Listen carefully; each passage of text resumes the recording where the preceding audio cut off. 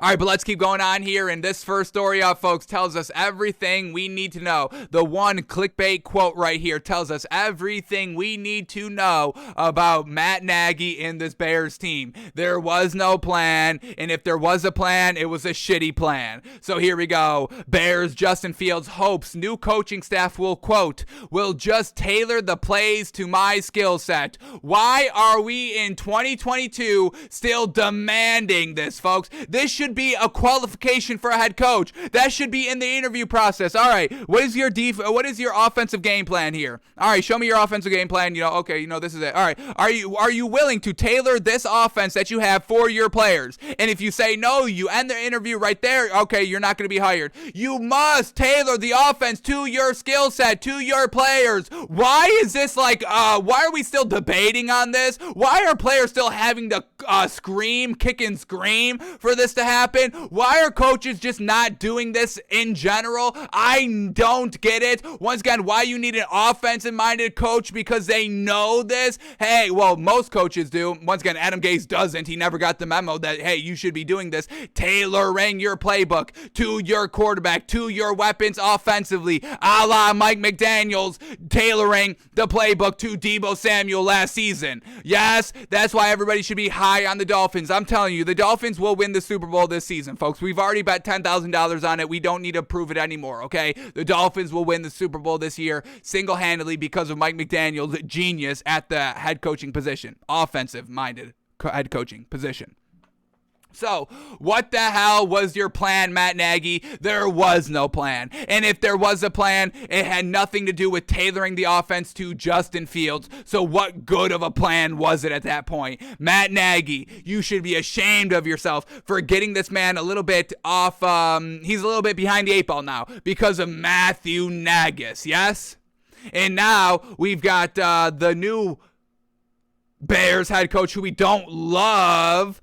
We've got Matt Eberflus, who was a defensive guy. So now Justin Fields is going to be clamoring to a defensive head coach about, hey, can you tailor the offense to me? And Matt Eberflus, what is he going to say?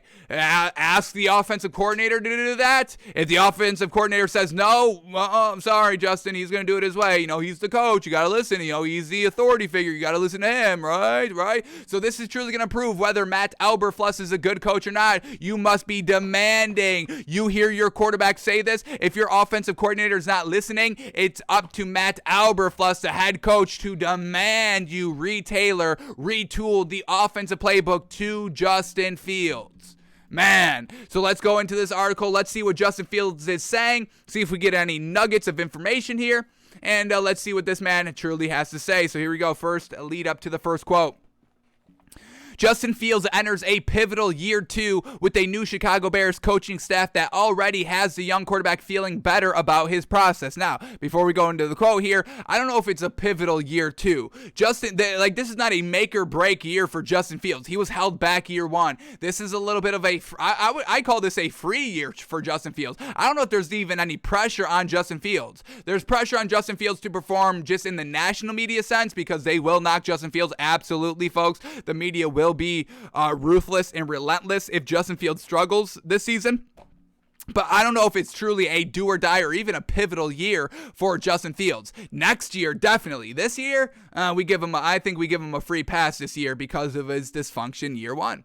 But here we go. First quote by Justin Fields says, quote, last year, my rookie year, I didn't know if I was going to start or not. Didn't know if I was going to play. My mindset right now is completely different than last year, and I'm just excited to get started. So once again, everything Matt Nagy said was a lie. There's a plan. Justin Fields knows the plan. We all know the plan. This is the plan. He's going to play. We've got a plan. We're waiting. He's going to play this year. There's a plan. And Justin Fields saying this right here, my rookie year, I didn't know if I was going to start or not. Well, that means Matt Nagy lied, and I didn't know if I was going to play. Once again, Matt Nagy lied. There was never a plan with Matt Nagy. That was just what he was saying to get the media off of his back. Matt Nagy never wanted to start Justin Fields. Matt Nagy wanted to live and die. He ended up dying, but he wanted to live off of Andy Dalton. He wanted to be like, hey, I took Andy Dalton and made him a winner here. Why do we need Justin Fields? That's exactly what Matt Nagy's intentions were last season, and now we finally have concrete proof here by Justin Fields. He never knew if he was going to start or not, and he also didn't know if he was going to play or not. Does that sound like he was sat down by Matt Nagy and explained this big old plan that he had? This grand arcing plan, like the Marvel comic universe, cinematic universe plan, where we're going to start. When did Iron Man 1 come out, folks? Like 2007? Was it the iPhone, folks? Maybe a little bit later, 2012. But they went from 2010, yes? 2010, 2022, it's still going. Overarching films. I mean, Endgame, holy moly, bringing 10 years into one film, folks. That was supposed to be Matt Nagy's plan. I've got this big, great plan. Everybody knows about it, but I can't talk about it in the media because the plan doesn't exist. So Matt Nagy's a fraud. Who picked up Matt Nagy this season? Is he on the Seahawks' coaching staff? Where's Matt Nagy now? Because whoever hired this man, you got swindled. Was he selling you the plan? Be like, yeah, you saw my time in Chicago. We had that great plan going. And I'm sure Matt Nagy spun it like, it was just the players that couldn't execute the plan. I ran the plan through the top of the line simulations, and the AI that was running the plan, it was like, yeah, this is a genius plan. I've never seen a plan like this. Who came up with this plan? And Matt Nagy rose his hand, and the AI started to bow down to Matt Nagy. That's how great Matt Nagy was selling the plan. So who got swindled here, folks? Who got swindled? Where's Matt Nagy now? Kansas City. Oh my goodness, the Chiefs got swindled and hired Matt Nagy. Absolutely ridiculous. How did Andy Reid, such a genius guy, get swindled by Matt Nagy? I don't get it. Wow. This could potentially be not good for. Is this the crumbling? Is this the crumbling of the Chiefs dynasty? You lose Tyreek Hill and you bring in Matt Nagy? I mean, I don't know. That's a good switch. I don't know. That's a good swap. Ugh. Chiefs fans, I'd be a little bit worried this season, folks, having Matt Nagy influence any of my team, offense, defense, special teams, any, the water boy. I don't even want this man talking to my water boy, because the water cups will not be filled with water. There'd be some grand plan where we're filling like water cups with sand to build motivation. Hey, you're thirsty? Here's this. Oh, now you drank sand? Now you're more thirsty. You want to earn that water? Go out there and get a sack. You ever try to get a sack dehydrated as heck on sand? Not gonna happen. You ever see Aaron Donald chug a cup of sand and then go get a sack? Of course not, because it's a dumb plan. Matt Nagy, stop with these plans. You're going to ruin another team. Stop it. Jeez. All right, so that's great. We got exactly what we needed off of that first quote, but we get more. There's more, folks. How truly trash was Matt Nagy? Do we get even more proof? Let's quickly see. Here we go. Second lead up.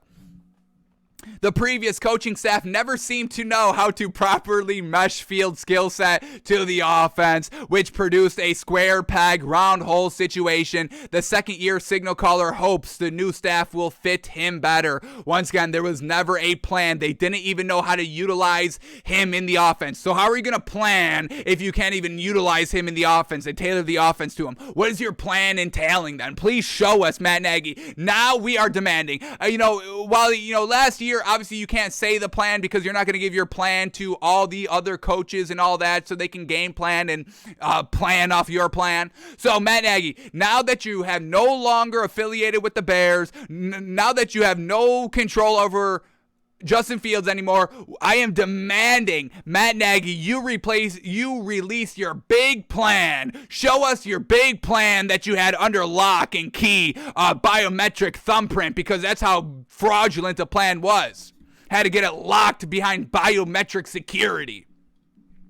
So now, Matt Nagy, show us the plan. The plan means nothing now because, once again, you are no longer with the Bears. So show us that great plan you had, because I know you didn't take that to your interview with the Chiefs. We know you didn't. You blamed the plan failing on everybody else besides you. That's the only way you could get hired. All right, but here we go. Let's keep going on here, folks. Quote by Justin Fields saying this, quote, I hope that they will just tailor the plays to my skill set, which we're going to do. So just finding out what I do best, what we do best as an offense, what we do best as a team, and run that offense. So yeah, Justin Fields absolutely tailored the offense to a skill set. He says which we're going to do. So hey, that's great as well. Love hearing that. Exactly what we wanted to hear so far. Fantastic. Here we go. Next quote. Let's read the lead up. Teams with new coaches are allotted an additional voluntary minicamp for veterans before the draft, which allows them to get on the field and install new schemes. The Bears kicked off their voluntary minicamp this week under Matt Eberflus. This is actually Matt Eberflus on Justin Fields now. It says, quote, "He's just soaking it in and taking command of the offense. He's done a great job with that so far. I thought he did an excellent job today. He really did. He was in command of the offense. Really every play that I saw. When you're working with 11 guys, there was a mistake here and there by this person or that person, but man, he had a really good command today." So love hearing that. Absolutely. Justin Fields taking command.